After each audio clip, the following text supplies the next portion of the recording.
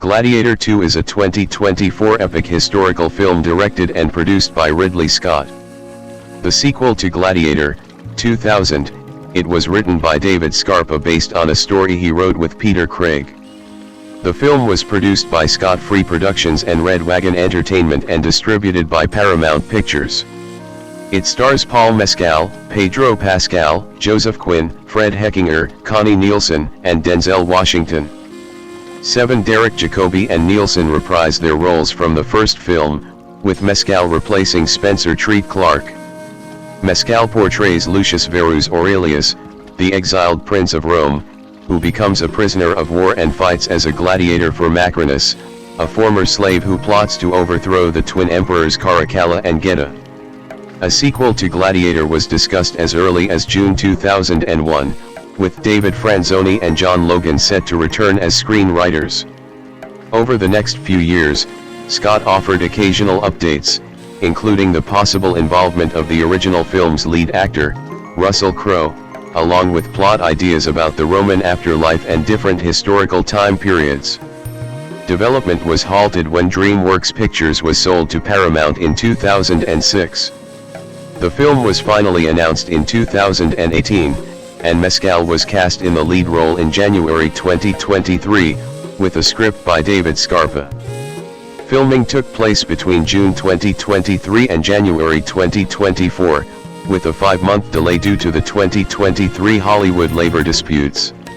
Gladiator II premiered in Sydney, Australia, on October 30, 2024, and was released in the United Kingdom on November 15 and in the United States on November 22.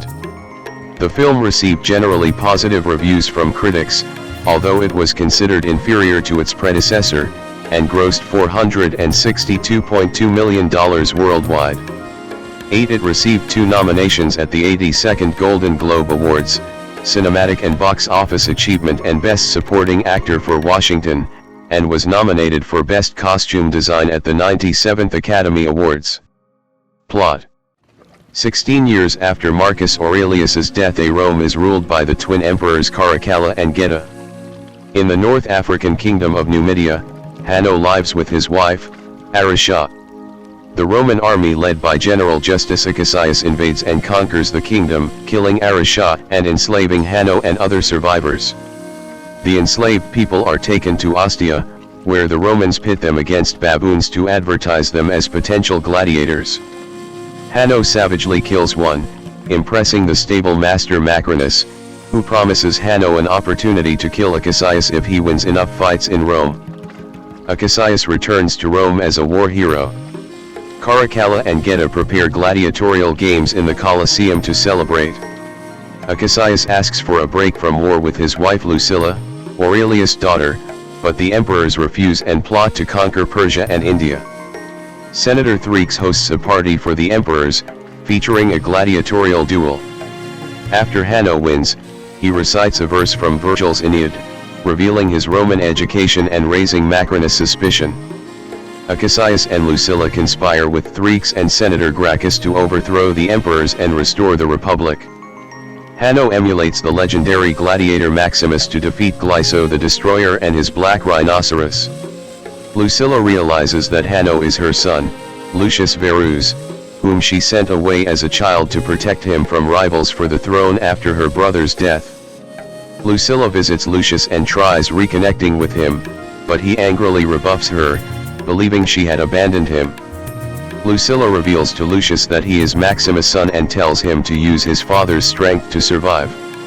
During a naval battle in the Colosseum, Lucius leads the gladiators to victory and fires a crossbow at Cassius but fails to kill him. Ruby, the gladiators' physician, befriends Lucius and shows him the shrine to Maximus, which includes Maximus' sword and armor. Lucilla and Cassius conspire to free Lucius as part of their plot to dethrone the emperors. Thrix, who owes Macrinus money, informs him of the conspiracy. Lucilla and Cassius are arrested for treason. Macrinus advises the emperors to have Cassius killed in the Colosseum and arranges for Lucius to fight him. After a brief fight, Cassius surrenders to Lucius and professes his love for Lucilla and Maximus. Lucius refuses to execute Cassius, but the Praetorian Guard does so at the emperor's command, prompting the people to riot. When Macrinus questions Lucius' refusal to kill Cassius, Lucius argues that Rome can be better. Macrinus tricks Caracalla into believing that Geta will blame him for the riot. Caracalla kills Geta with Macrinus' help. Lucilla and Lucius reconcile. She gives him her father's ring, which also belonged to Maximus and Cassius. Increasingly delusional, Caracalla names his monkey, Dondus, as a consul alongside Macrinus. Macrinus persuades the Senate that he can restore order and assumes control of the Praetorians. He reveals to Lucilla that he was a slave under Aurelius and vows to avenge himself by becoming emperor. Macrinus convinces Caracalla to have Lucilla executed in the Colosseum with only Lucius to defend her, hoping their deaths will trigger another riot that the Senate will defuse by executing Caracalla. Lucius sends Ruby with the ring to request military aid from Cassius' legions outside Rome. Lucilla is brought into the Colosseum, accompanied by the senators with whom she conspired, while Lucius rallies the gladiators to revolt against their enslavers.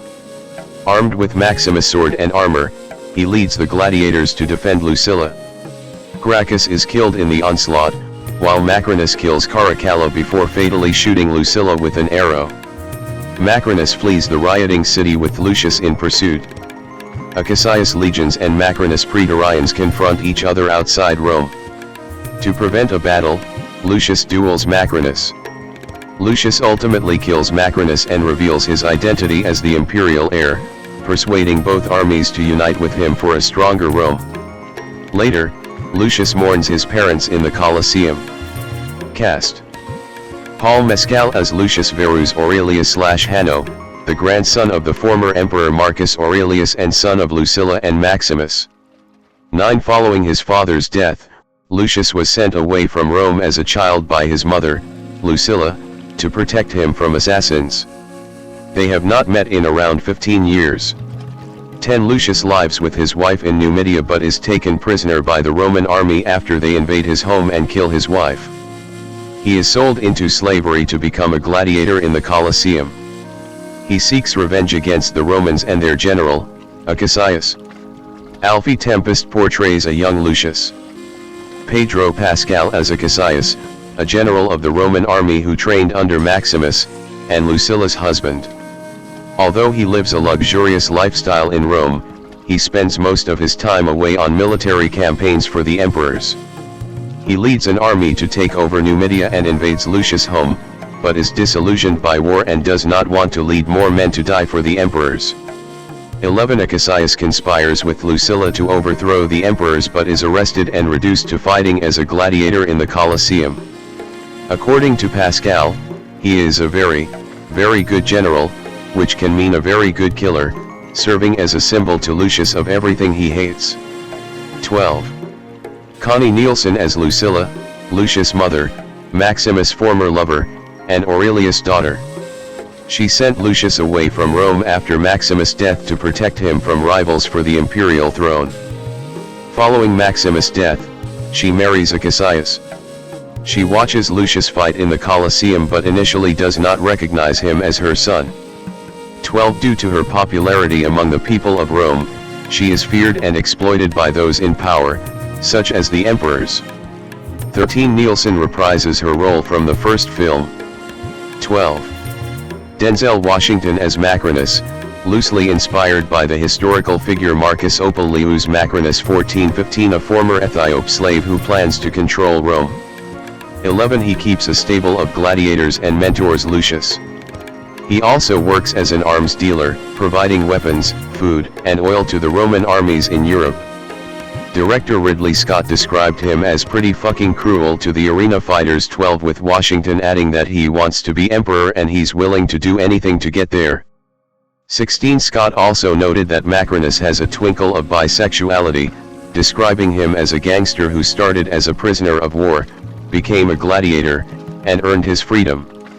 17. Washington said that a scene involving Macrinus kissing another man was deleted from the film. 18. A claim that was later disputed by Scott. 19. Joseph Quinn as Emperor Geta, the co-emperor of Rome alongside his brother, Caracalla. Scott described the pair as damaged goods from birth who are almost a replay of Romulus and Remus, 12, with another inspiration being Beavis and Butthead from the MTV adult cartoon of the same name. 20 Quinn took inspiration from Philip Seymour Hoffman's Owen Davey and from Mission Impossible 3, 2006, and Gary Oldman's John Baptiste Emmanuel Zorg from The Fifth Element, 1997, for playing his character, not wanting to copy Joaquin Phoenix's performance as Commodus from the previous film. 21 One inspiration for Geta's look was John Lydon. 20. Fred Heckinger as Emperor Caracalla, the co-emperor of Rome alongside his brother, Geta. He historically has a pet Capuchin monkey named Dondus, and is less stable than his brother due to cognitive erosion in his brain.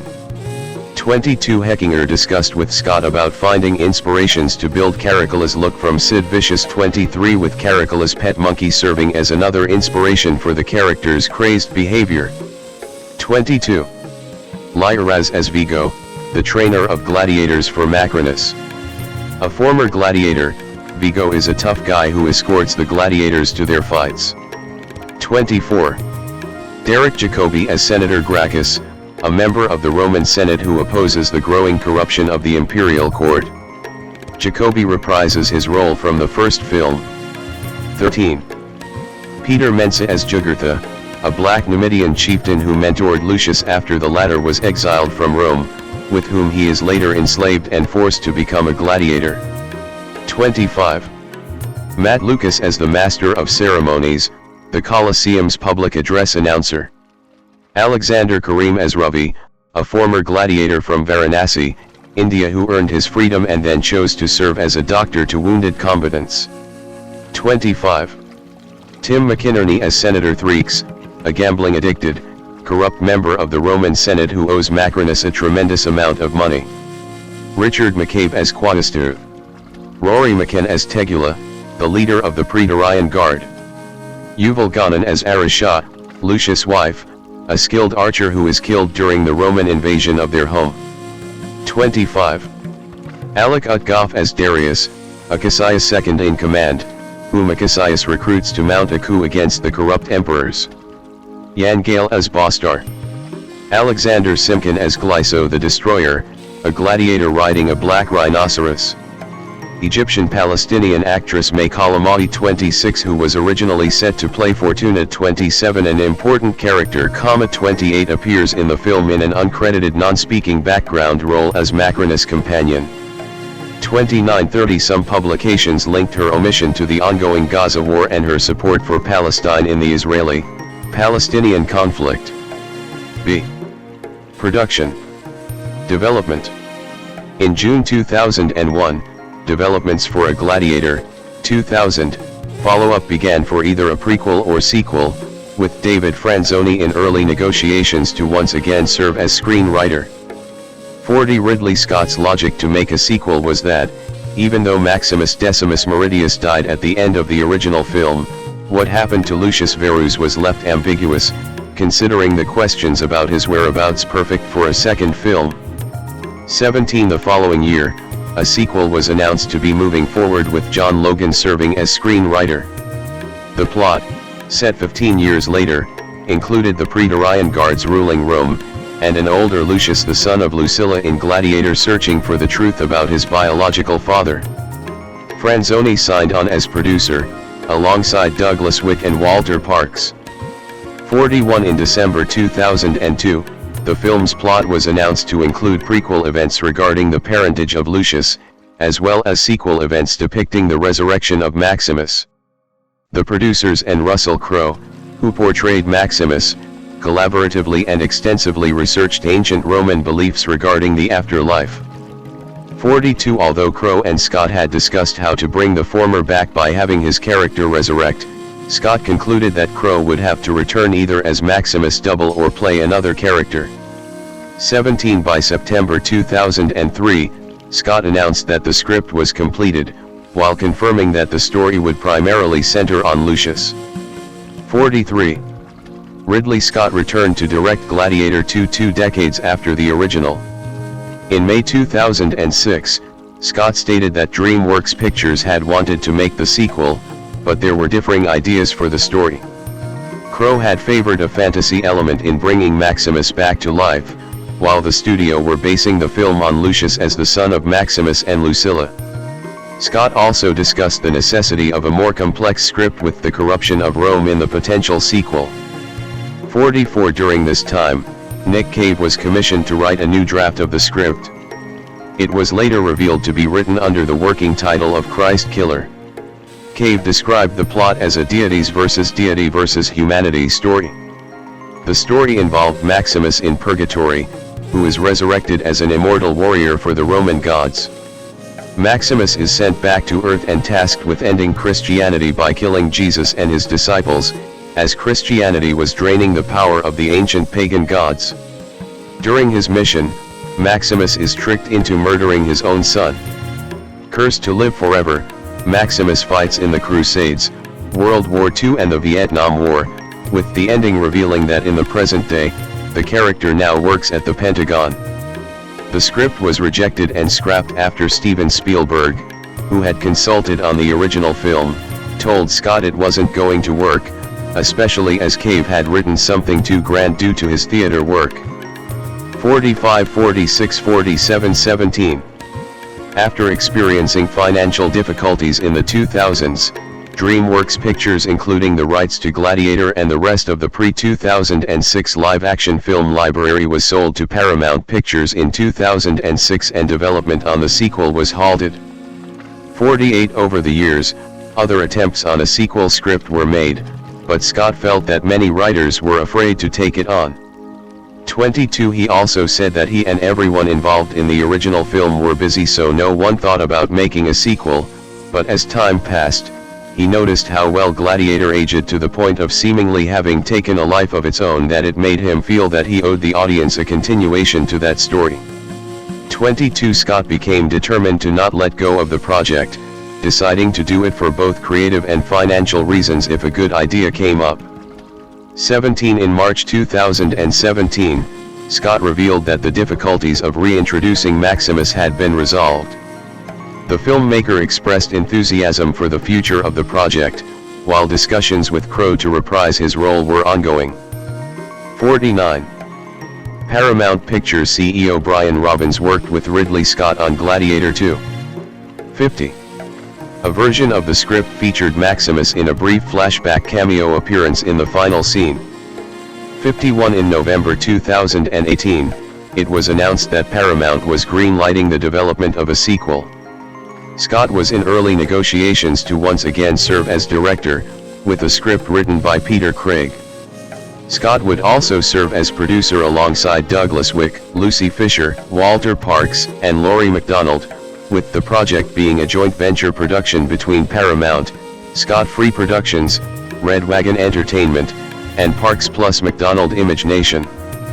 52 In June 2019, the producers revealed that the script took place 25 to 30 years after the first film. 53 The plot was reported to center around Lucius. 54 In April 2021, Chris Hemsworth approached Crowe with a proposal to become involved with the project, with the intention to co-produce the film. While working together on the Marvel Cinematic Universe, MCU, film Thor, Love and Thunder, 2022, the two actors shared additional ideas for the film. 55. By September 2021, Scott stated that the script was once again being worked on, with his intention being to direct the sequel upon the completion of production on Napoleon, 2023.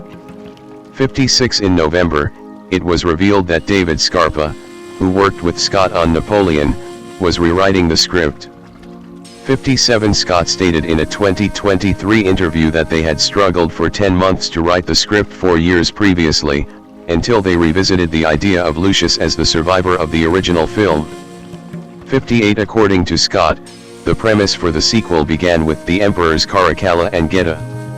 He said, after Commodus's death, there was a scramble for the chair, and out of that eventually came a man who became the father of the two princes. One of them was just this side of being dysfunctional, a lunatic. The other one tried to control his brother. So that state of constant disagreement and fluctuating personalities was where we began. 59. The film's final credits went to Scarpa for the screenplay from a story by Scarpa and Craig, while off-screen additional literary material credit was given to Franzoni, Krysty Wilson Cairns, and Jack Thorne. 60. Originally greenlit with a production budget of $165 million, the cost of the film increased to a reported $310 million by the time filming wrapped, though Paramount insisted the net cost did not exceed $250 million. 2. Additionally, Scott's desire to have a rhino battle in the original film, which went unrealized due to cost, was included in the sequel. 61, 62, 63, 64. November 14, Deadline Hollywood reported the film's net budget to be $210 million. 3. The production received €46.7 million in film incentive rebates from Malta, setting a record for the largest rebate issued for a film production in the European Union. 65. Pre-production. Irish actor Paul Mescal at the screening of The Lost Daughter at the 44th Mill Valley Film Festival on October 16, 2021. Pedro Pascal speaking at the 2017 San Diego Comic-Con International in San Diego, California. Denzel Washington in 2018. Connie Nielsen speaking at the 2016 San Diego Comic-Con International in San Diego, California. Sir Derek Jacobi, BFI South Bank, Sunday, November 13, 2022. Joseph Quinn on the red carpet at the Big Screen Achievement Awards at the 2024 Cinemacon at the Colosseum Theater at Caesars Palace in Las Vegas, Nevada. Fred Heckinger at the Sundance Film Festival in 2024. Clockwise from top left, Gladiator II stars Paul Mescal, Pedro Pascal, Connie Nielsen, Fred Heckinger, Joseph Quinn, Derek Jacobi, and Denzel Washington. In January 2023, Paul Mescal was cast in the film as the adult Lucius, originally portrayed by Spencer Treat Clark, while it was also reported that Arthur Max and Yanti Yates, the production designer and costume designer of the original film, respectively, would also be returning to work on the sequel. 66. Scott was unaware of Mescal's fame until he watched his performance in the BBC 3/Hulu miniseries Normal People, which he came across in his need for a bedtime story. Shortly after, the story for Gladiator II was completed, and Scott ultimately cast Mescal in the lead role after a brief Zoom call. 58. 12/22. Austin Butler, Richard Madden, Timothy Chalamet and Miles Teller had also been considered for the lead role. 67. 68. Mescal was chosen after Daria Sirsic and Michael Ireland had seen his performance in the West End revival of A Streetcar Named Desire, claiming that the ladies in the audience had been very vocal when he had taken his shirt off. 69. Having seen the original film when he was 13 with his father, Mescal was invited for breakfast by Lucy Fisher and Douglas Wick, who informed him about the sequel's casting, proceeding to tell Scott about his physical capabilities due to playing Gaelic football in his youth, while Scott found a striking resemblance to Richard Harris, who played Marcus Aurelius in the original film. Scott opted to cast Mescal despite his newcomer status under the pretext he launched careers likewise for Sigourney Weaver and Brad Pitt when he cast them in his films Alien, 1979, and Thelma and Louise, 1991, respectively.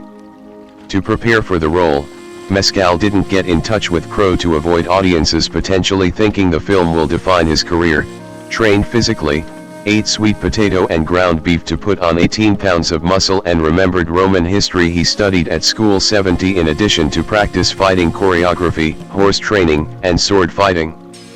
22. In March 2023, Barry Keoghan entered negotiations to join the cast in the role of Emperor Caracalla while Denzel Washington joined the cast.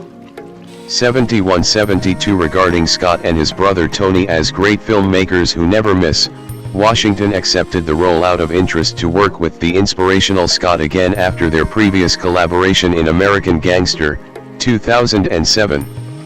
16. Additionally, John Matheson was set to return as cinematographer for the film. 73 Scott did not conceive Macrinus with Washington in mind, but felt inspired to cast him after seeing the Jean-Léon Gérôme painting Moorish Bath, which depicted a black-bearded man with a jeweled Dizzy Gillespie-like hat in orange and blue silk, inspiring the character's appearance, plus Washington's status as a method actor. 17 In April 2023, it was announced that Connie Nielsen and Jimin Hoon-soo would reprise their roles as Lucilla and Juba respectively, while Joseph Quinn was added to the cast as Emperor Geta. 74-75 In May 2023, Pedro Pascal, May Calamari, Lia Raz, Derek Jacobi, Peter Mensah and Matt Lucas joined the cast of the film, with Fred Heckinger entering negotiations to play Caracalla after Keegan had to drop out over scheduling conflicts with Saltburn. 2023. Jacobi reprises his role as Senator Gracchus. 76-28-17 Similarly to Mescal, Pascal underwent intense gladiator training for his role, which he found challenging, but deemed the experience the most exciting of his career due to growing up with Scott's films. 22 In December, Hoon-soo announced that, despite initially being involved, he would not be returning for the sequel due to scheduling conflicts. 77. Filming. Part of the film were shot at Fort Ricasoli in Malta. Production was expected to begin in May 2023, with Ouarzazate, Morocco set as a filming location. 78 Set construction began in the city in April. 79 Filming began in June 2023 with additional filming locations planned for Malta, which stood in for ancient Rome, and the United Kingdom over the following 4 months. 80-81 with a few early sequences being shot in Morocco before flying to Malta to shoot the rest of the film. Mescal felt some nerves over shooting in the assembled Colosseum and shooting scenes with Washington. 70 Scott purposely took Mescal to the Colosseum set so he could familiarize himself with it, as Mescal had not done any big studio movies before. 17 An accident involving fire during filming on June 7 injured 6 crew members. 82 Filming was suspended in July due to the 2023 Hollywood labor disputes. 83 For a fight sequence, a rhinoceros was created by a 3D printing controlled by radio remote, but filming the scene took 2 or 3 days and affected Mescal's physicality due to the temperature. 22 Filming resumed on December 4 in Malta. 84 and wrapped on January 17, 2024. 85 Filming also took place on the South Downs at Devil's Dyke, Sussex in June 2024. 86. Music. Main article, Gladiator II, soundtrack. Harry Gregson Williams composed the score for the film, taking over from Hans Zimmer and Lisa Gerrard who had scored the first film. 87 Zimmer decided not to return because he did not want to repeat his work from the first film. In an interview with Curzon, he said that the film was in really good hands with Gregson Williams, who had started his career as Zimmer's assistant. 88. Gregson Williams wrote 100 minutes of original score for the film, and used some of Zimmer and Gerrard's musical cues from the first film. 89. Release. Theatrical. Gladiator II had its world premiere in Sydney on October 30, 2024. 90 It was released more widely in Australia, Italy, and New Zealand on November 14. 91 It was released in the United Kingdom and some other territories the following day, and in the United States and Canada on November 22. Universal Pictures declined to co-finance the sequel or distribute it overseas as it had the first film, leaving only Paramount Pictures as the worldwide distributor. 92-93 It was previously scheduled for a global release on November 22. 94. On July 1, 2024, it had been announced that the film's release date would be shared with Wicked, whose date was moved from November 27 to avoid competition with Moana 2. This sparked speculation on whether pitting the two films together could lead to a scenario similar to the Barbenheimer phenomenon, which was a result of Barbie and Oppenheimer both being released on July 21, 2023. 95 On July 10, 2024, Mescal called the double release Glicked and voiced his support for the two films to be shown as a double feature, saying it would be amazing cause I think the films couldn't be more polar opposites and it worked in that context previously. So, fingers crossed people come out and see both films on opening weekend. 96. Home media. Gladiator II was released on digital download on December 24, 2024 97, and on Ultra HD Blu-ray and Blu-ray disc on March 4, 2025. 98. Rating. Much like the original film, Gladiator II was rated R by the Motion Picture Association due to strong bloody violence. 99. Unlike other past films of his, Scott stated that Gladiator II will not receive a director's cut, as he earned the right to have final cut and removed some scenes during filming, so he did not need to do so after finishing the film.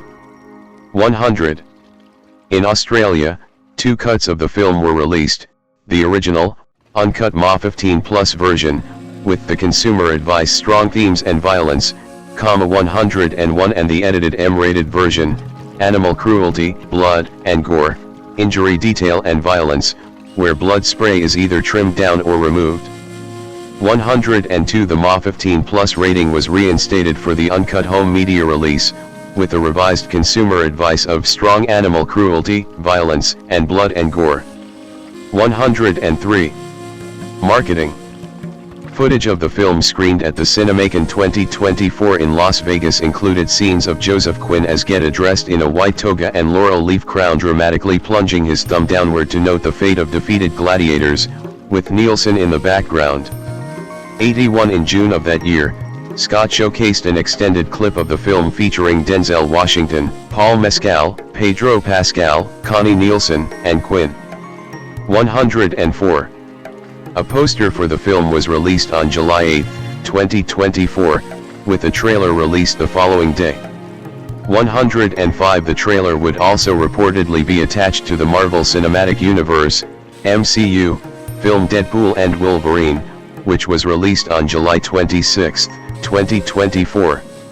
106. Jennifer Ouellette of Ars Technica said the trailer indicated the film promises to be just as much of a visual feast, as a new crop of power players, plus a couple of familiar faces, clash over the future of Rome.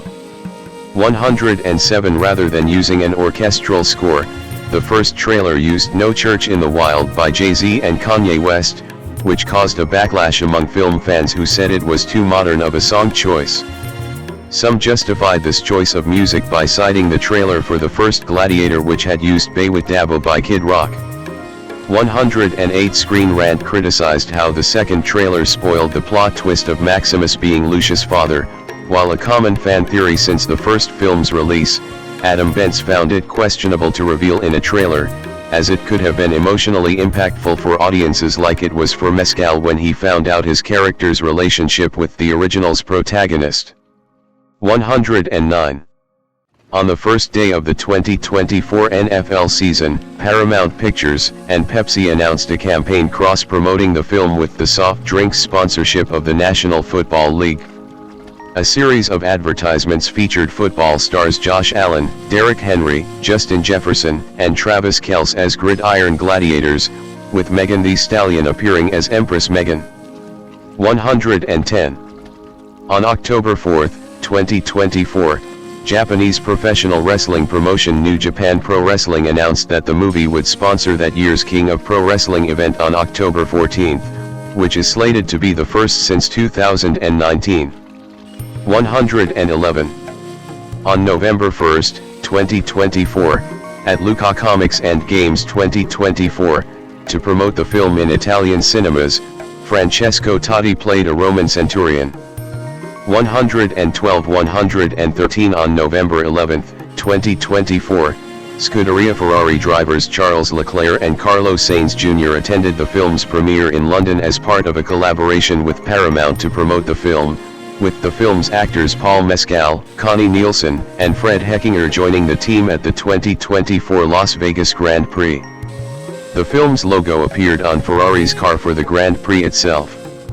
114. Reception. Box office. Gladiator II grossed $172.4 million in the United States and Canada, and $289.7 million in other countries, for a worldwide total of $462.2 million. 6.5. In the United States and Canada, Gladiator II was projected to gross $60 million from 3,500 theaters in its opening weekend. It was released alongside Wicked, which was compared to 2023's Barbenheimer due to the film's contrasting target audiences. 116. The film made $22 million on its first day, including $6.5 million from Thursday night previews. It went on to debut to $55.5 million, finishing second behind Wicked.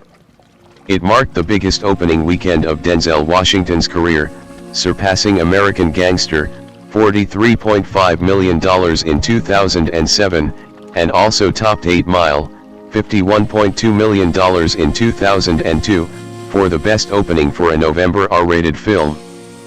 In its second weekend the film made $30.7 million, and a total of $44 million over the 5-day Thanksgiving frame, dropping 44% and finishing third behind Moana 2 and Wicked. 117. In its third weekend the film made $12.5 million, remaining in third place. 118. 119.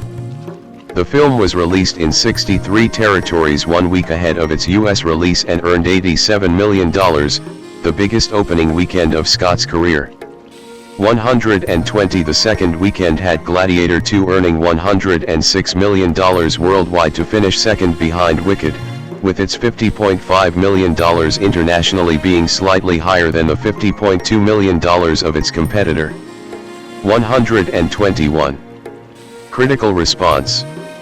Washington was singled out and praised by critics. The template below, Rotten Tomatoes Pros, is being considered for deletion. See templates for discussion to help reach a consensus. On the review aggregator website Rotten Tomatoes, 70% of 406 critics' reviews are positive, with an average rating of 6.6/10. The website's consensus reads, echoing its predecessor while upping the blood sport and camp, Gladiator II is an action extravaganza that derives much of its strength and honor from Denzel Washington's scene-stealing performance. 122.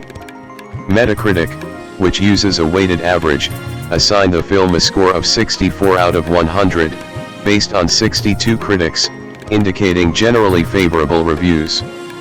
123 audiences polled by CinemaScore gave the film an average grade of B on an A+ to F scale, down from the first film's A, while those surveyed by PostTrack gave it a 77% overall positive score, with 64% saying they would definitely recommend it. 4. Christopher Campbell at Rotten Tomatoes summarized the reviews as having praised the action, performances, story, and visuals, and said some argued that plot-wise it's actually too similar to its predecessor. 124. Nick Hyman at Metacritic stated that most critics also feel that the film lives in the shadow of the more emotional and ultimately superior original. 125. Early reactions from the film's first screening at Paramount Studios in Los Angeles on October 18, 2024, were positive. Critics praised Scott's direction, the set pieces, battle sequences, and Mescal's and Washington's performances, mentioning that Scott and Washington could be nominated for the Academy Awards, but a few felt the film lacked an emotional punch when compared to the original film.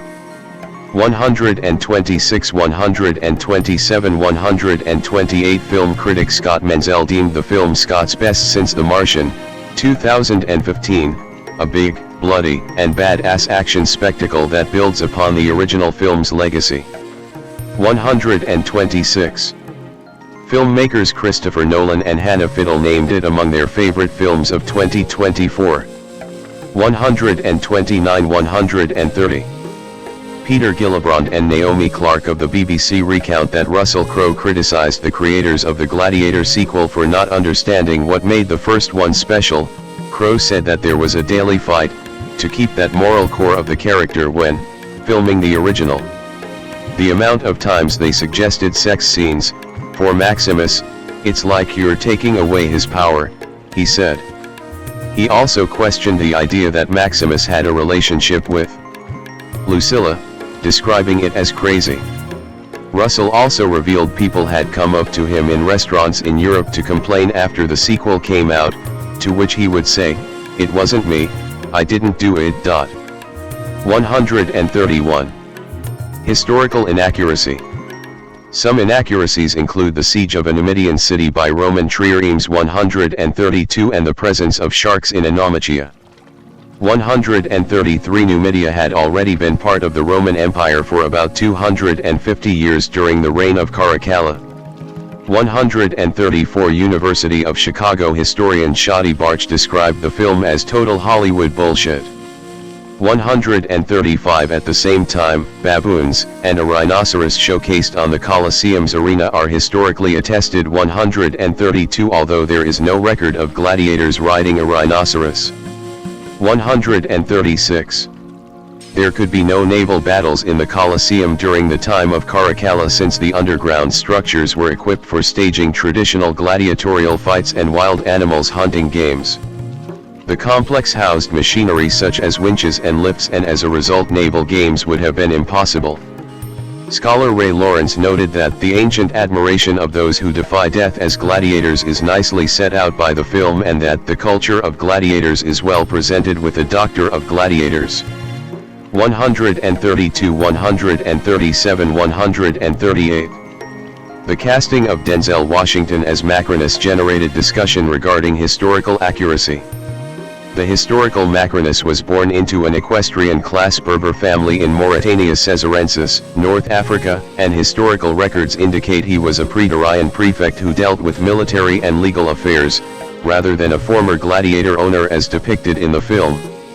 139 The depiction led to criticism in North Africa, particularly among commentators and audiences in Algeria, who accused the production of blackwashing and argued that portraying the Berber emperor as a black sub-Saharan African inaccurately erased North African identity.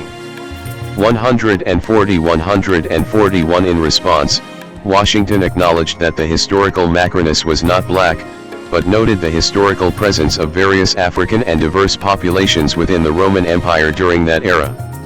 142 143 The film also attracted attention for Washington's New York accent, with some social media reactions criticizing the perceived historical inauthenticity and use of modern American speech patterns in a film set in ancient Rome. 144 Jermaine Bryant, a Roman historian and PhD candidate in classics at Princeton University, suggested that the filmmaker's decision to give Washington's character a New York accent could reflect a willingness by Hollywood to challenge the long-standing trope of portraying Romans with British accents and the broader British coding traditionally associated with Roman characters.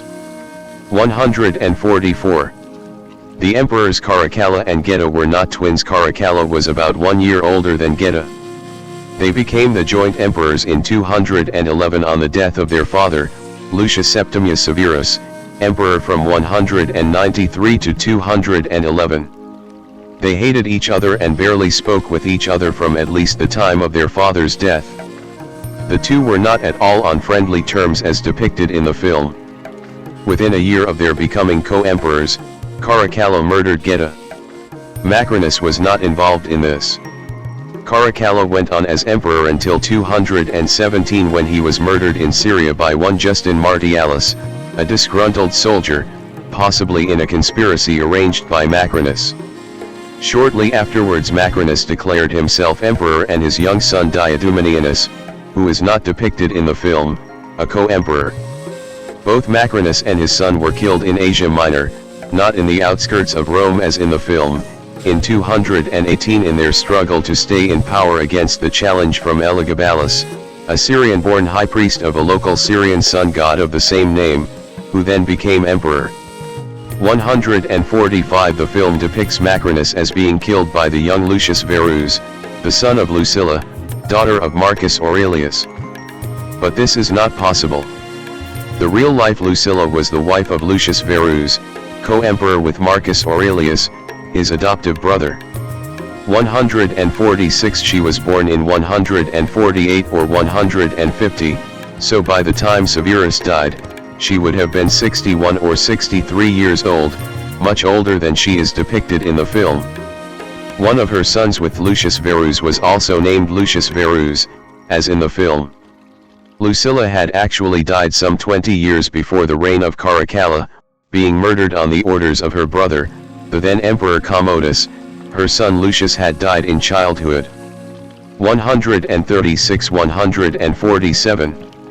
Caracalla, after becoming sole emperor, naming his pet as consul was possibly inspired by the earlier Roman Emperor Caligula, who according to Suetonius intended to name his horse Incitatus as consul. 148. An idea that is presented in both gladiator films is the branding of gladiators. This myth comes from an incorrect interpretation of the sacramentum of gladiators, which when translated into English means "I swear to let myself be burned, bonded, punished, and killed with fire." The way this should be interpreted is more of a reference to combat than an actual mark that would identify you as a gladiator. However, this practice of marking did happen, but only to slaves attempting to escape from their masters. Slaves running away from their masters were considered robbers because Romans believed when a slave tried running away from his master, he was stealing himself from his owner, so they would mark him so people would know he is a slave if he tried to run away again. 149. There is no historical record of a Roman general named Cassius. 136. The Roman co-emperors Caracalla and Geta were of mixed Arab, Italic, Libyan and Punic descent, but the actors who played them are not. Paul Mescal, /MSKL/Mescal23, born February 2, 1996, is an Irish actor. His accolades include 2 BAFTA Awards and a Laurence Olivier Award, in addition to nominations for an Academy Award, a Primetime Emmy Award, and a Golden Globe Award. Born in Dublin and raised in Maynooth, he studied acting at the Lir Academy and then performed in plays in Dublin theatres. Mescal's breakthrough came with a leading role in the BBC/Hulu romantic drama miniseries Normal People, 2020, earning him the British Academy Television Award for Best Actor and a nomination for the Primetime Emmy Award for Outstanding Lead Actor in a Limited or Anthology Series or Movie. Mescal transitioned to film acting with his debut in the psychological drama The Lost Daughter, 2021. For his performance as a troubled father in the coming-of-age drama After Soon, 2022, he received a nomination for the Academy Award for Best Actor. He gained further recognition for his performances in the psychological drama All of Us Strangers, 2023, the historical action film Gladiator II, 2024, and for his portrayal of William Shakespeare in Hamnet, 2025. He will portray Paul McCartney in Sam Mendes' upcoming The Beatles, a 4-film cinematic event. On stage, he portrayed Stanley Kowalski in a West End revival of the Tennessee Williams play A Streetcar Named Desire, 2022, which won him the Laurence Olivier Award for Best Actor. Early life and education. Paul Mescal was born on February 2, 1996 in Dublin and raised in Maynooth, County Kildare, by Dearbytla Mescal and Imaloy Agarda and Paul Mescal, a teacher who also acted semi-professionally. 4567 Mescal has a younger sister, the singer-songwriter Nell Mescal, and a younger brother, Don Acha. 789. Mescal attended Maynooth Post-Primary School. 10 He was a minor and under-21 Gaelic football player for Kildare and a member of the Maynooth GAA club. 11-12 Gaelic footballer Brian Lacey praised Mescal's skills as a defender. 13 While physical trainer Cian O'Neill described him as mature beyond his years, very developed and very strong. 14 Mescal gave up the sport after a jaw injury. 15. He performed on stage for the first time at age 16 in a school production, portraying the eponymous Phantom in the musical The Phantom of the Opera 810, after which he auditioned and gained admission to the Lir Academy at Trinity College Dublin.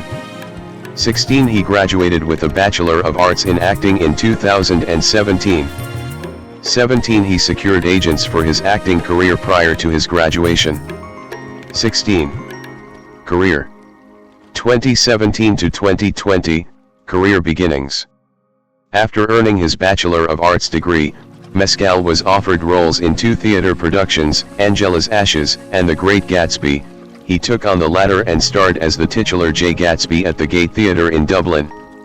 18 In the Irish Times, Peter Crawley highlighted his work as a butterfly of self-creation among an ensemble in constant motion and fluttering improvisation. 19 He also portrayed the prince in a contemporary retelling of Hans Christian Andersen's The Red Shoes at the same theatre that year. 20 Mescal appeared in the world premiere of the 2018 play Asking for It by Louise O'Neill, co-produced by Landmark Productions and The Everyman in Cork. 21 The production later transferred to the Abbey Theatre in Dublin. Steve Cummins of The Times commended his distinctive performance. 22 The same year, he made his London stage debut in The Plough and the Stars at the Lyric Hammersmith and starred in the Rough Magic productions of A Midsummer Night's Dream for the Kilkenny Arts Festival and A Portrait of the Artist as a Young Man for the Dublin Theatre Festival. 23 In 2020, he performed in the play The Lieutenant of Inishmore at Dublin's Gaiety Theatre. 24. Mescal starred in his first television role in the drama miniseries Normal People, an adaptation of the 2018 novel of the same name by Sally Rooney. 25 It premiered in the UK on BBC Three and in the US on Hulu in 2020. 26-27 He played student Conall Waldron. He viewed the role as different from himself in the way Waldron's traits include hesitance and emotional unavailability. 16 Like the actor did in real life, the character plays Gaelic football and attends Trinity College. 28 The role propelled Mescal to fame. 8-29 He earned acclaim as well as the BAFTA TV Award for Best Actor for his performance. 30-31 In their respective reviews for Variety and Slate, Caroline Framp called Mescal's navigation through the character's emotional collapse breathtaking, while Willa Paskin noted his concurrent embodiment of intelligence, insecurity, and quiet confidence. 32-33 He also received nominations for the Primetime Emmy Award for Outstanding Lead Actor in a Limited Series or Movie and the Critics' Choice Television Award for Best Actor in a Movie/Miniseries. 34-35 Mescal starred in Drifting, a short film, which was screened at the 2020 Galway Film Flead. 36 He played a firefighter in the Channel 5 miniseries The Deceived and appeared in the music video for the song Scarlet by the Rolling Stones in August. 37-38 Reviewing The Deceived, the independent critic Ed Power highlighted Mescal's effortless sleepy-eyed charm and flawless Donegal accent. 39. 2021, present, rise to prominence. Mescal, Maggie Gyllenhaal, and Dakota Johnson promoting The Lost Daughter. Mescal made his feature film debut with a supporting role in The Lost Daughter, directed by Maggie Gyllenhaal in her directorial debut. 40 Released in 2021, the psychological drama garnered favorable reviews. 41-42 A year later, Mescal starred as a man accused of sexual assault in the psychological drama God's Creatures and as a troubled young father in the drama After Soon, both of which premiered at the 2022 Cannes Film Festival. The two films received positive reviews with Mescal's performances gaining praise. 43-44 IndieWire critic Kate Erbland found Mescal's work in God's Creatures powerful and quietly chilling. 45 Reviewing After Soon, Peter Travers of ABC News highlighted his disarming charm and elemental power in his portrayal of a complex role. 46 He received nominations for the Academy Award for Best Actor and the BAFTA Award for Best Actor in a Leading Role for the latter. 47-48 Mescal starred in Carmen, which premiered at the 2022 Toronto International Film Festival and was theatrically released in 2023. 49 IndieWire's David Ehrlich said that Mescal asserts his gravitas and poise playing a veteran of the U.S. military. 50 Mescal portrayed Stanley Kowalski in a revival of the play A Streetcar Named Desire by Tennessee Williams at the Almeida Theatre beginning in December 2022. The production met with acclaim and transferred to the West End in March 2023. 51-52 The Times' Dominic Maxwell found him tremendous and opined that he makes the latent violence of Stanley Kowalski into something easy, tangible, vibrant yet unactorly. 53 Mescal won the Laurence Olivier Award for Best Actor for the role. 54. Mescal at the 2022 Directors Fortnight in Cannes. In 2023, Mescal starred alongside Andrew Scott in All of Us Strangers, a loose adaptation of the novel Strangers by Taiki Yamada. 55 He pursued the project as he was keen to play a vivacious and front-footed character for the first time in his career. 56 It premiered at the 50th Telluride Film Festival. 57 The Hollywood Reporter's David Rooney commended the warm, sexy chemistry between Mescal and Scott. 58 For the role, Mescal received a nomination for the BAFTA Award for Best Actor in a Supporting Role. 59 He also starred opposite Saoirse Ronan in Foe, an adaptation of Ian Reid's science fiction novel of the same name. 60 The film was not well received by critics. 61-62. In 2024, Mescal was honored by the Academy Museum of Motion Pictures with the Vantage Award, for Emerging Artists. 63 He expanded to big-budget films with his starring role in Gladiator II, Ridley Scott's sequel to the 2000 historical drama, taking over the role played in Childhood by Spencer Treat Clark. 64-65 Scott cast him after watching his performance in Normal People. 66 In preparation, Mescal practiced strength training, fight choreography, horse training, and sword fighting for 6 months. 64 Slant Magazine's Jake Cole wrote, Mescal gives a performance that recalls Russell Crowe's no-nonsense Maximus from Gladiator, right down to speaking in some of the same cadences and inflections. 67 The film earned $460 million worldwide. 68. Mescal starred in The History of Sound, a 2025 romantic drama opposite Josh O'Connor. 69 And portrayed William Shakespeare in Chloe Zhao's 2025 period drama Hamnet, based on the novel of the same name. 56 He replaced Blake Jenner in the lead role of composer Franklin Shepard in Richard Linklater's Merrily We Roll Along, a film adaptation of the 1981 musical of the same name, which is set to be filmed over 20 years. 70 Mescal has also been cast as Paul McCartney in Sam Mendes' 4-part biopic on the Beatles, with the first scheduled to be released in April 2028. 71 Mescal will return to the stage in 2027 in revivals of A Whistle in the Dark at the Abbey Theatre 72 and National Theatre 73 and Death of a Salesman at the National Theatre. 73. Personal life. Mescal speaks English and Irish. 74-75 He moved from his native Ireland to London in 2020. 76 In 2022, he said that he had bought a property in Ireland, with the intention of spending time there when he is not working. 77 He was in a relationship with American singer Phoebe Bridgers for approximately 2 years, until December 2022.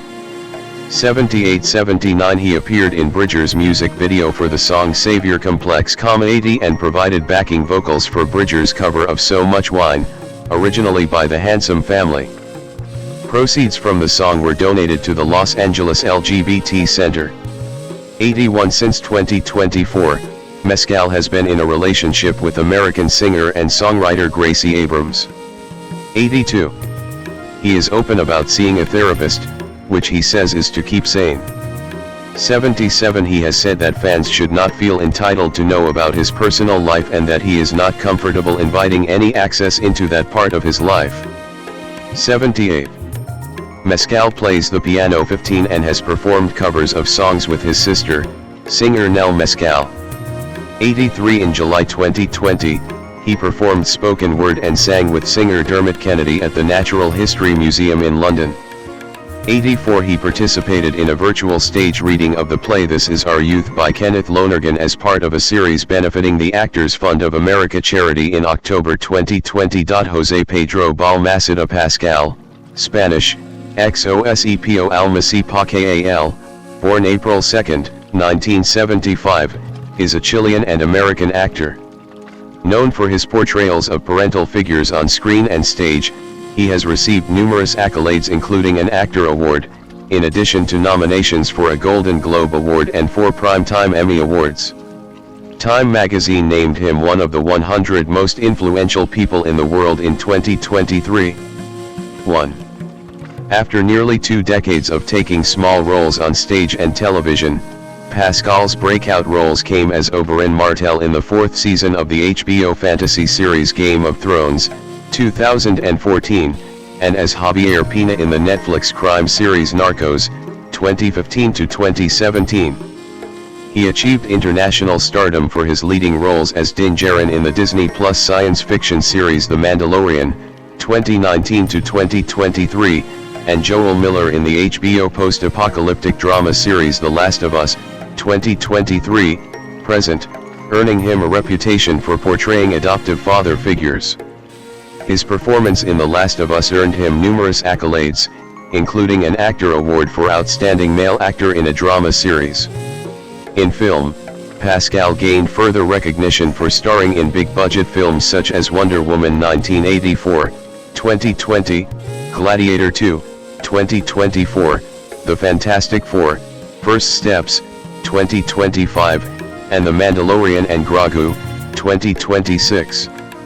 His other films include If Beale Street Could Talk, 2018, The Unbearable Weight of Massive Talent, 2022, The Wild Robot, 2024, and Materialists, 2025.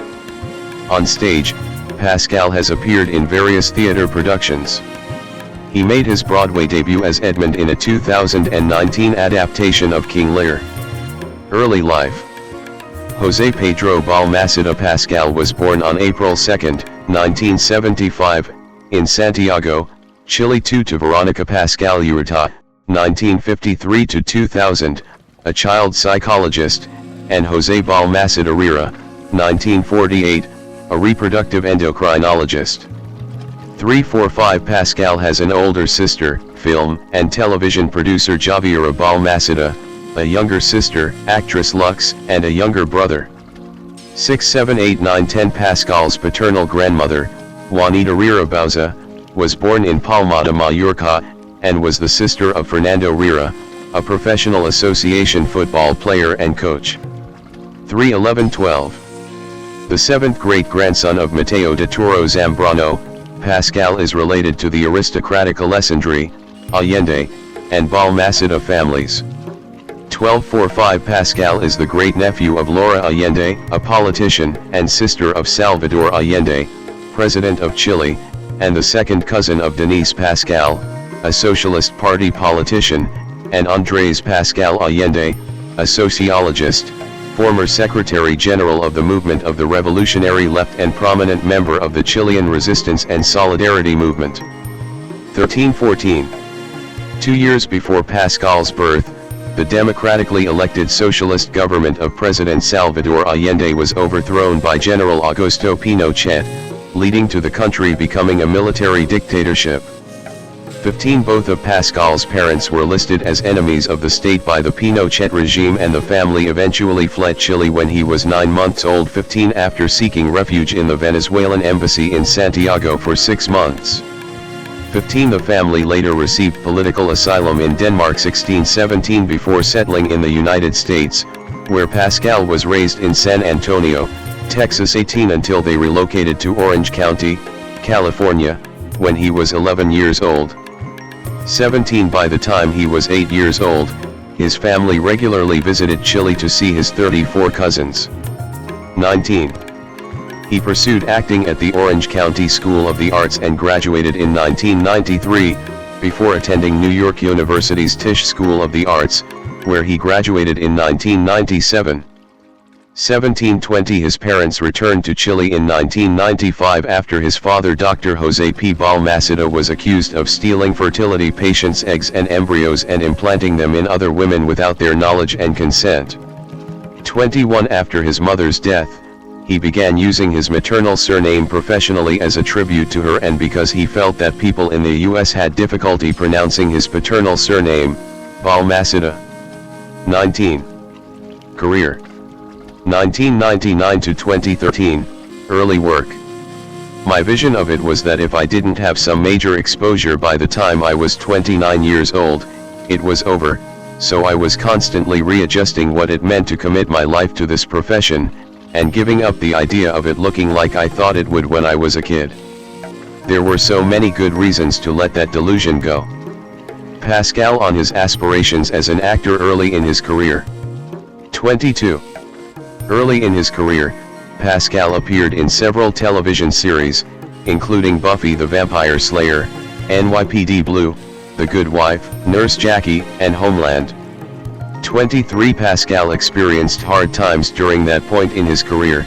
Besides working in small acting and theater roles, he took jobs waiting at restaurants. Pascal admitted that he was fired often, upwards of, I don't know, maybe close to 10 times. 24. In times of extreme hardship, Pascal's close friend Sarah Paulson would give him her per diem money so that he could have money to feed himself. 22. At a point when he found difficulty in affording medical care, only having less than $7 in his bank account, he received a residual check from his role in Buffy, which helped him to restabilize his finances and allowed him to continue pursuing acting. 25. Pascal is a member of New York City's Labyrinth Theater Company. 26. He received the Los Angeles Drama Critics Circle Award and Garland Award for his role in the International City Theater production of Orphans, and has performed in classical and contemporary works. 27. In 2005, Pascal made his feature film debut in Julia Solomonoff's Sisters. 28. For Pascal's role, Solomonoff was looking for candidates with strong English language skills. In addition to meeting this requirement, Pascal, then credited as Paul Mescal, was found to be someone with a very special face, very photogenic, with a kind of mystery by Solomonoff. 29. In 2010, he wrote a play, directed by Sarah Silverman, Flock a Love's Bone, about 4 siblings who meet in a snowy wood to uncover a family secret. 30. Also in 2010, Pascal made his directorial debut with Killing Play, written by David Ainzulo, at Rattlestick Playwrights Theater. 31. He also directed Underneath Me Bed and Yosemite There.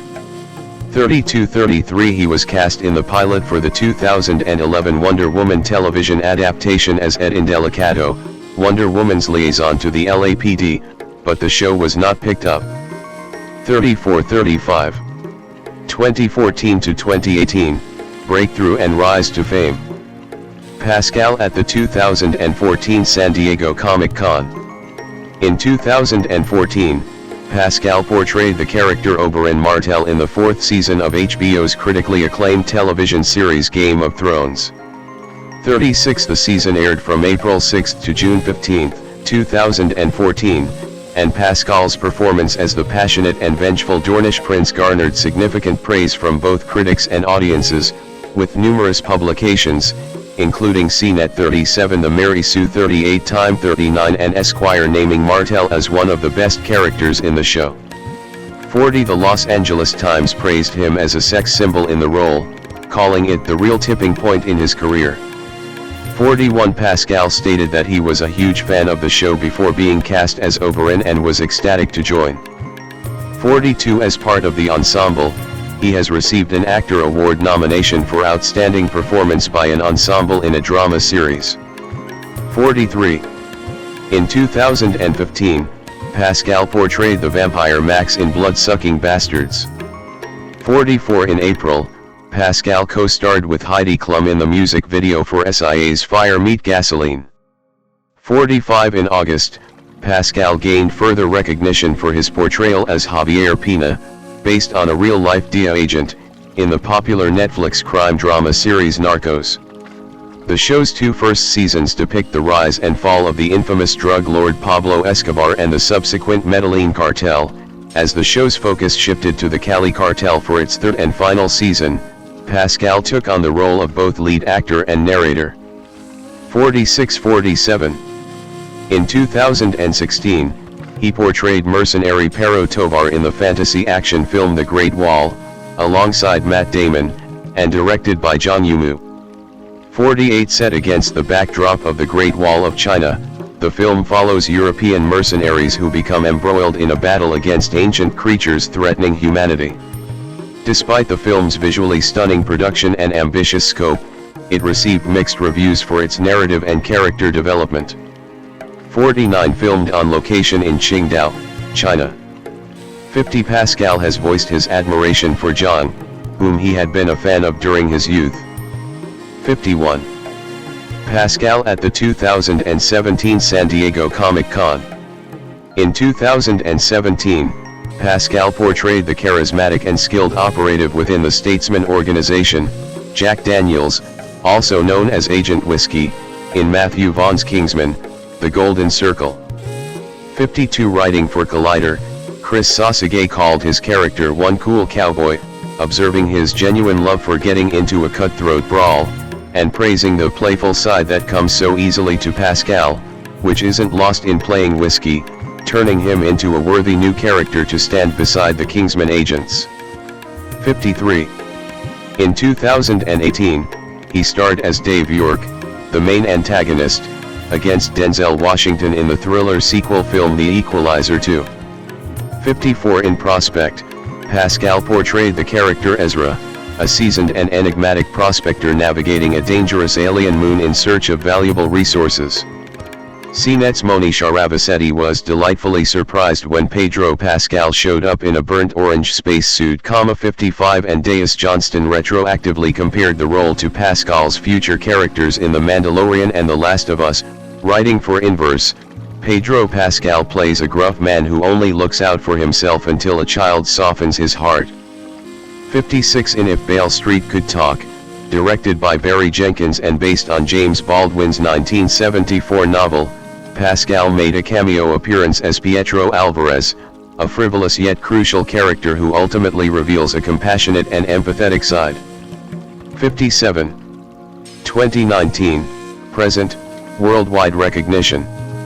In February 2019, Pascal made his Broadway debut in an adaptation of King Lear with Glenda Jackson and Ruth Wilson, where he took on the role of Edmund, the cunning and ambitious illegitimate son of the Earl of Gloucester.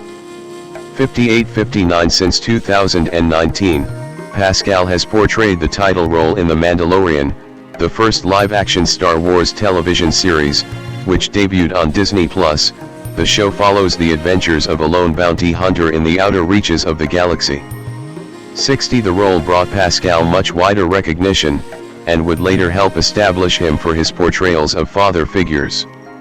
61 The same year, he starred as Francisco Catfish Morales in the Netflix heist drama Triple Frontier. 62 In which he portrays a helicopter pilot.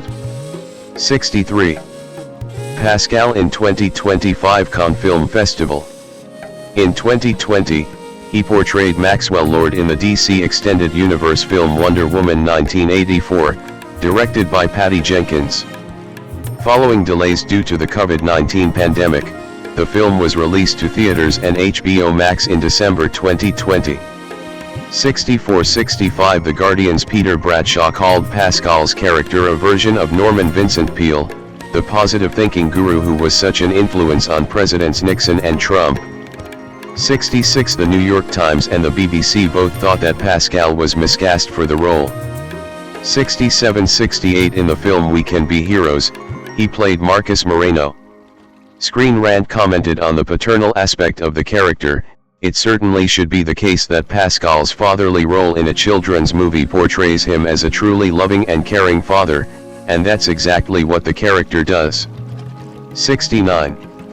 In early 2021, a video from a 2020 virtual play reading of My Ruination surfaced on multiple social media platforms of Pascal laughing hysterically then transitioning smoothly into crying. 70-71 The video quickly became an internet meme, often being paired with the Beach House song Space Song to display themes of tragedy on social media. 72. In 2022, Pascal co-starred with Nicolas Cage in the action comedy film The Unbearable Weight of Massive Talent. His performance was widely praised by critics. 73 A scene in which Pascal's character looks at a gruff and irritated Cage with a grin on his face while driving under the influence of LSD would spawn another internet meme on TikTok. It is commonly used humorously when two parties are in stark disagreement or conflict with each other over a topic in an exaggeratedly emotional fashion, and is paired with the 1969 Mama Cass song Make Your Own Kind of Music. 74, 75, 76 Pascal also appeared in The Bubble, Judd Apatow's satirical comedy exploring celebrity culture amidst the pandemic.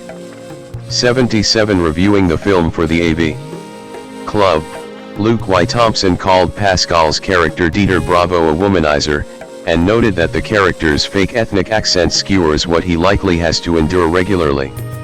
78 Shot during the COVID-19 pandemic, the film portrays the protocols adopted during filming due to the event as purposely a little off-center. 79 He starred in Miu Miu's Women's Tale series short film, directed by Janiza Bravo, titled House Comes with a Bird. 80 In November, he signed with Creative Artists Agency. 81. In 2023, Pascal starred in HBO's highly anticipated television adaptation, The Last of Us, based on the critically acclaimed 2013 video game, created by Craig Mazin and Neil Druckmann. 82 He took on the role of Joel Miller, a hardened survivor in a post-apocalyptic world, tasked with protecting a young girl named Ellie, played by Bella Ramsey. Pascal reportedly received $600,000 per episode. 83 Empire's John Nugent and Slash Films' Valerie Ettenhofer praised Pascal's performance as the best of his career, citing his ability to portray nuance and rare vulnerability. 84-85 Druckmann called Ramsey and Pascal's chemistry a joy. 86. The characterization of the paternal dynamic in the role and the similarity of his character in The Mandalorian earned Pascal international recognition for portraying adoptive father figures. 61 This massive surge in popularity led him to become dubbed Daddy in internet culture. 87 Around this time, Pascal became a prominent figure in meme culture, with several memes of him achieving viral status, including a meme from a clip of Pascal eating a sandwich during a guest episode of Lad Bible Snack Wars YouTube series in which he appeared with The Mandalorian creator Jon Favreau. 71-88 Several popular memes of Pascal were derived from The Last of Us episode Kin, such as one from a scene where Joel is portrayed as having a panic attack. 89-90 and others relating to his character's tendency to lean on furniture throughout the episode due to being in a constant state of fear. 91. Pascal and Bella Ramsey at South by Southwest 2025. In February 2023, he hosted a Saturday Night Live episode, with Coldplay as the musical guest. 92 In April, he was added to the cast of Ethan Coen's 2024 film Drive Away Dolls. 93 and Time magazine named him one of the 100 most influential people in the world. 1 In May, he co-starred in the short film Strange Way of Life alongside Ethan Hawke, directed by Pedro Almodovar. He played Silva, who reunites with Hawke's Jake in the two's older age. 94 Pascal previously expressed his admiration for and desire to work with Almodovar. 95-96 Screen Rant noted it as another example of Pascal taking a role with the dad archetype. 69 In June, Pascal was named by Carnegie Corporation of New York as an honoree of the Great Immigrants Award. 97 In July, Pascal made history as the first Latino to receive 3 nominations in the same year for the 75th Primetime Emmy Awards. 98 The nominations included Outstanding Lead Actor in a Drama Series for his portrayal in The Last of Us, Outstanding Guest Actor in a Comedy Series for his guest hosting role in an episode of Saturday Night Live, and Outstanding Narrator for his narration in Patagonia, Life on the Edge of the World. 99 Pascal also won the Actor Award for Outstanding Performance by a Male Actor in a Drama Series for The Last of Us in 2024. 100. In January 2024, he starred in Freaky Tales, directed by Anna Boden and Ryan Fleck. 101 In June, musician Omar Apollo released his second studio album, God Said No, where Pascal features on the penultimate track, Pedro, where he contributes a monologue about his heart being shattered by something. 102 In the animated feature The Wild Robot, he portrayed Fink, a fox who plays a parental role to a goose named Bright Bill alongside Lupita Nyong'o's robot Roz. 103 He next starred in Gladiator II, the sequel to Ridley Scott's 2000 film Gladiator. 104 105 At the end of 2024, he was polled as Grindr's hottest man of the year.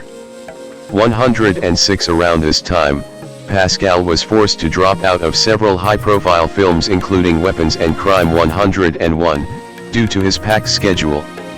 107 108 109 In 2025, Pascal appeared in Celine Song's romantic comedy Materialists, Ari Aster's neo-western thriller Eddington, and portrayed Reed Richards/Mr. Fantastic in the Marvel Cinematic Universe, MCU, film The Fantastic Four, First Steps. 110 111 112 He is slated to reprise the role in the MCU films Avengers, Doomsday, 2026, and Avengers, Secret Wars, 2027. He reprised the role of Din Djarin in The Mandalorian and Grogu, 2026. 113. Pascal's upcoming projects include starring in Todd Haynes' film De Noche. His casting in late 2025 was considered important in reviving the production after it had been stalled. 114 115 He took on the lead role of Alex Syrian in the thriller film Behemoth, written and directed by Tony Gilroy. 116 117 He rescued both projects from being abandoned after their initial stars backed out. Personal life. He developed a close friendship with actress Sarah Paulson soon after moving to New York City in 1993. 17 118 Pascal is also close friends with Oscar Isaac, as the two actors met while appearing in a 2005 off-Broadway production of Beauty of the Father. 119 120 Isaac and Pascal would later appear together in the 2019 film Triple Frontier. 121 While filming The Last of Us, he became close friends with Bella Ramsey, calling himself and Ramsey linked souls. 122. Pascal has generally kept his romantic life private and has never publicly confirmed any romantic relationship. He has explained his decision by saying, "I just know that personal relationships are such a complex thing to navigate even without having this enormous lens on them." 123. Advocacy and beliefs. Pascal identifies as an agnostic and a progressive liberal. 124 He is an advocate of LGBTQ+ rights and was supportive of his sister Lux Pascal when she came out as transgender. Lux said, "He has been an important part of this. He is also an artist and has been a guide. He was one of the first to give me the things that formed my identity." 125 126. Pascal has described his protective side as lethal when discussing his sister. 127 In April 2025, Pascal appeared at the London premiere of Marvel's Thunderbolts * wearing a Protect the Dolls t-shirt, a statement piece by designer Connor Ives where dolls is a term often used to refer to transgender women. His choice to wear the shirt came shortly before Pascal condemned author J.K. Rowling, calling her a heinous loser in an Instagram comment, after she celebrated the For Women Scotland Ltd the Scottish minister's ruling, which allowed for the exclusion of trans women from single-sex services for women. 128 129. On Christmas Eve 2023, Pascal called for a ceasefire in the Gaza war and urged donations to Doctors Without Borders. 130 On March 1, 2025, Pascal posted in support of Ukraine on Instagram, writing, "Stay on the right side of history. Glory to Ukraine," after US President Donald Trump and Vice President J.D. Vance's public criticisms of Ukrainian President Volodymyr Zelensky. 131 In May 2025, Pascal signed an open letter criticizing the film industry's passivity during the ongoing Gaza genocide. 132 On January 10, 2026, Pascal and American-Palestinian model Bella Hadid hosted an Artists for Aid benefit concert at the Fonda Theater in Los Angeles to support humanitarian relief in Palestine and Sudan. The event was organized by Sudanese-Canadian musician Mustafa, and all proceeds were split between the Sudanese American Physicians Association and the Palestinian Children's Relief Fund. The concert featured performances by artists including Mustafa, Omar Apollo, Claro, Sna Allegra, and Shawn Mendes, among others. 133, 134, 135. Acting credits. Main article, Pedro Pascal on screen and stage. Beginning his career in 1996, Pascal's highest-rated film and television projects, according to the review aggregate site Rotten Tomatoes, include The Uninvited, 2024, The Last of Us, 2023, Present, If Beale Street Could Talk, 2018, Calls, 2021, The Good Wife, 2009 to 2011, The Mandalorian, 2019 to 2023, Prospect, 2018, Narcos, 2015 to 2017, Game of Thrones, 2014, and Graceland, 2013 to 2014. Denzel Hayes Washington Jr. Born December 28, 1954, one is an American actor. Too known for his dramatic roles on stage and screen, he has received numerous accolades including 2 Academy Awards, an Actor Award, 2 Golden Globes, 2 Silver Bears and a Tony Award, as well as nominations for a Grammy Award and 2 Primetime Emmy Awards. In 2020, the New York Times named Washington the greatest actor of the 21st century. 3-4 He has also been honored with the Cecil B. DeMille Award in 2016, AFI Life Achievement Award in 2019, the Honorary Palme d'Or in 2025, and the Presidential Medal of Freedom in 2025. A 678 films in which he has appeared have grossed over $5.1 billion worldwide. 9. After training at the American Conservatory Theater, Washington began his career in theater, acting in performances off-Broadway. He first came to prominence in the NBC medical drama series Saint Elsewhere, 1982 to 1988, and in the war film A Soldier's Story, 1984.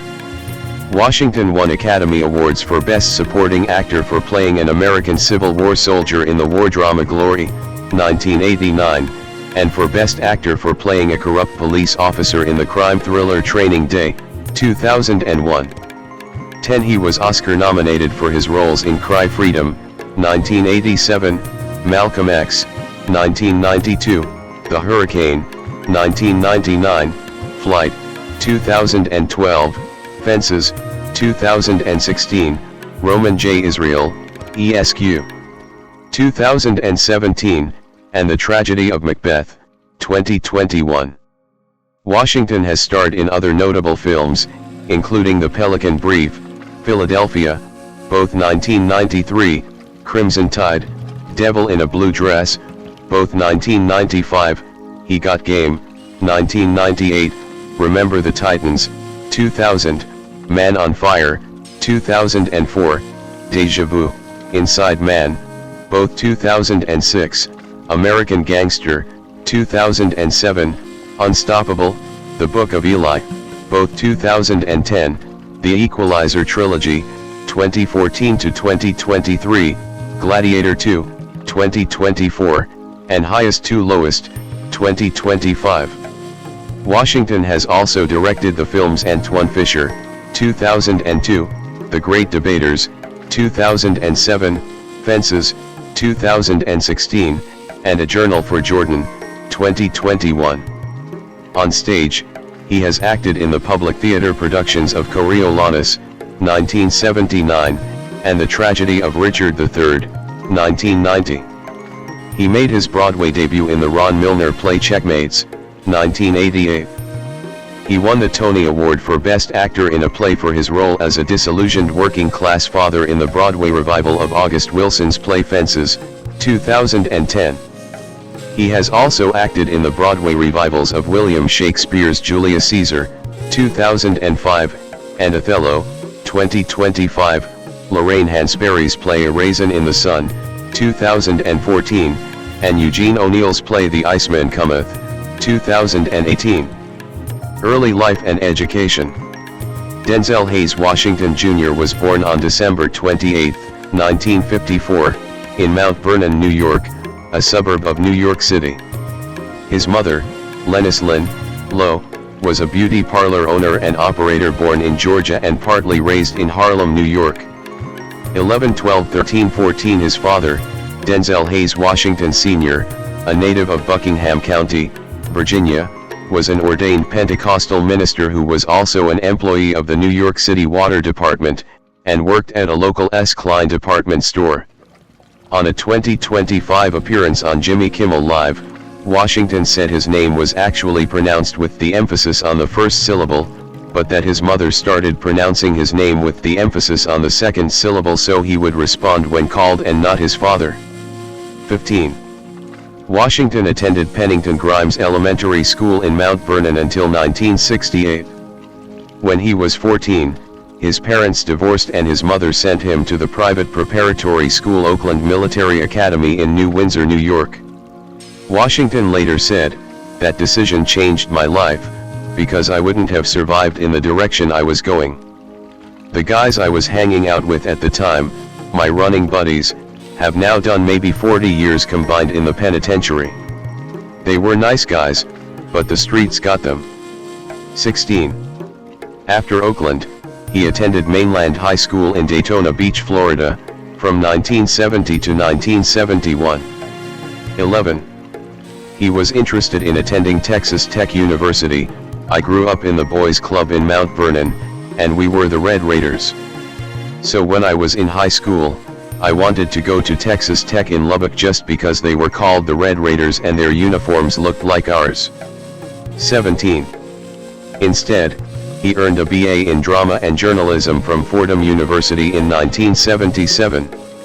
18. At Fordham, he played collegiate basketball as a guard. 19. Under coach P.J. Carlsimo.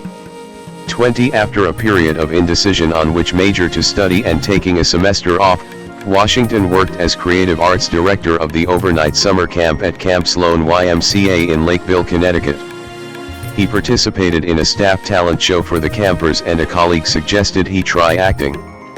21. Returning to Fordham that fall with a renewed purpose, Washington enrolled at the Lincoln Center campus to study acting, where he was cast in the title roles in Eugene O'Neill's The Emperor Jones and Shakespeare's Othello. He then attended graduate school at the American Conservatory Theater in San Francisco, California, where he stayed for 1 year before returning to New York to begin a professional acting career. 22. Career. 1976 to 1989, early roles and rise to prominence. Washington spent the summer of 1976 in St. Mary's City, Maryland, in summer stock theater performing Wings of the Morning 2324, the Maryland State Play, which was written for him by incorporating an African-American character/narrator based loosely on the historical figure from early colonial Maryland, Matthias de Sosa. 23. Washington at the 62nd Academy Awards, 1990, at which he won Best Supporting Actor for the film Glory. Shortly after graduating from Fordham, Washington made his screen acting debut in the 1977 made-for-television film Wilma, which was a docudrama about sprinter Wilma Rudolph, and made his first Hollywood appearance in the 1981 film Carbon Copy. He shared a 1982 Distinguished Ensemble Performance Obie Award for playing Private First Class Melvin Peterson in the off-Broadway Negro Ensemble Company production A Soldier's Play, which premiered November 20, 1981. 25. A major career break came when he starred as Dr. Philip Chandler in NBC's television hospital drama Saint Elsewhere, which ran from 1982 to 1988. He was one of only a few African-American actors to appear on the series for its entire 6-year run. He also appeared in several television, motion picture, and stage roles, such as the films A Soldier's Story, 1984, Hard Lessons, 1986, and Power, 1986. In 1987, he starred as South African anti-apartheid political activist Stephen Biko in Richard Attenborough's Cry Freedom, for which he received his first Academy Award nomination.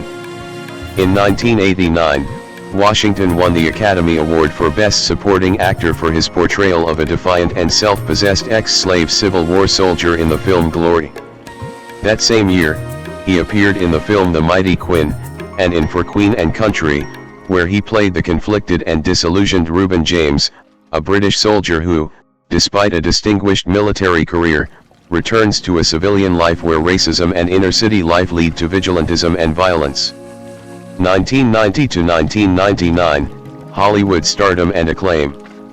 Washington at the White House in 1999. In the summer of 1990, Washington had appeared in the title role of the Public Theater's production of William Shakespeare's Richard III. Mel Gussow of the New York Times praised Washington as an actor of range and intensity, is expert at projecting a feeling of controlled rage. 26 Also that year, Washington starred as Bleak Gilliam in the Spike Lee film Mo Better Blues. Charles Murray of Empire praised Washington's performance as a taut portrayal of the driven musician, and like all Lee's film, Mo Better Blues is a real ensemble piece, and the standard of the performances is uniformly excellent, but Washington and Lee deserve extra plaudits. 27. In 1991, he starred as Demetrius Williams in the Myra Nair-directed romantic drama Mississippi Masala opposite Sarita Chaudhary. Set primarily in rural Mississippi, the film explores interracial romance between African Americans and Indian Americans. Critic Roger Ebert of the Chicago Sun-Times praised the chemistry of the two leads, writing, "Washington is an actor of immense and natural charm, and he makes a good match with Sarita Chaudhary." 28. Washington was reunited with Lee to play one of his most critically acclaimed roles, the title character of the historical epic Malcolm X, 1992. The New York Times gave the film its critics' pick, with Vincent Canby declaring, "In Denzel Washington it also has a fine actor who does for Malcolm X what Ben Kingsley did for Gandhi. Mr. Washington not only looks the part, but he also has the psychological heft, the intelligence, and the reserve to give the film the dramatic excitement." 29 His performance as the black nationalist leader earned him his third Academy Award nomination, the first time in the lead actor category. Also that year, he established the production company Mundy Lane Entertainment. 30 The next year, he played the lawyer defending a gay man with AIDS played by Tom Hanks in the Jonathan Demme film Philadelphia, 1993. Sight and Sound wrote, "Casting Washington in the lead guaranteed the film the black audience that otherwise might not have had much interest in the problems of a rich white homosexual with AIDS. But AIDS is rampant in inner cities, where it attacks not just gay men, but for drug users and women." 31. During the early and mid-1990s, Washington starred in several successful thrillers, including The Pelican Brief with Julia Roberts in 1993, and Crimson Tide with Gene Hackman in 1995, as well as the Shakespearean comedy Much Ado About Nothing directed by Kenneth Branagh. In 1996, he played a U.S. Army officer who investigates a female chopper commander's worthiness for the Medal of Honor in Courage Under Fire, opposite Meg Ryan. Variety wrote, "All of the predicaments are palpably and convincingly registered through Washington's probing, reserved, and sensitively drawn performance in a role that, in another era, might have been played by the likes of a Montgomery Clift or William Holden." 32. In 1996, he starred alongside Whitney Houston and Courtney B. Vance in the romantic comedy The Preacher's Wife directed by Penny Marshall. The film is a remake of the 1947 film The Bishop's Wife starring Cary Grant, Loretta Young, and David Niven. 33. In 1998, Washington starred in Spike Lee's film He Got Game. Washington played a father serving a 6-year prison term when the prison warden offers him a temporary parole to convince his top-ranked high school basketball player's son, Ray Allen, to sign with the governor's alma mater, Big State. The film was Washington's third collaboration with Lee. 34. The same year he starred in Gregory Hoblet's supernatural horror film Fallen, 1998, with John Goodman, James Gandolfini, and Donald Sutherland. 35. In 1999, Washington acted alongside Angelina Jolie in the crime thriller The Bone Collector. That same year, Washington starred in The Hurricane, a film about boxer Reuben "Hurricane" Carter, whose conviction for triple murder was overturned after he spent almost 20 years in prison. Although less successful at the box office than The Bone Collector, The Hurricane had a better reception from critics. 36. He received a Silver Bear Award at the Berlin International Film Festival for his role as Carter. Roger Ebert, film critic for the Chicago Sun-Times, wrote of Washington's performance, "This is one of Denzel Washington's great performances, on a par with his work in Malcolm X." 37. 2000 to 2009, established actor and action roles. Washington in 2000.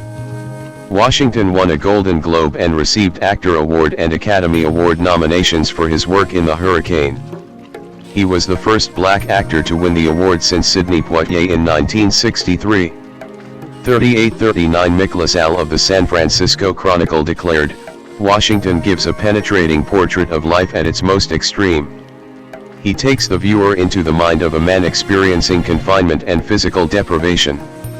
More profoundly, he shows what it's like to deal every day with the torments of wild rage and impotence, despair, and hope." 40. In 2000, he portrayed Herman Boone, a high school football coach, in the Disney sports drama film Remember the Titans, which grossed over $100 million in the US. 41. Andrew O'Hehir of Salon wrote, "Washington is of course the linchpin of Remember the Titans. He's a commanding actor in a commanding role, and as memorable as he was in The Hurricane." 42. Washington starred as corrupt Los Angeles cop Alonzo Harris in the Antoine Fuqua-directed crime thriller Training Day, 2001, acting opposite Ethan Hawke. Roger Ebert wrote, "For Denzel Washington, it is a rare villainous role. He doesn't look, sound or move like his usual likable characters.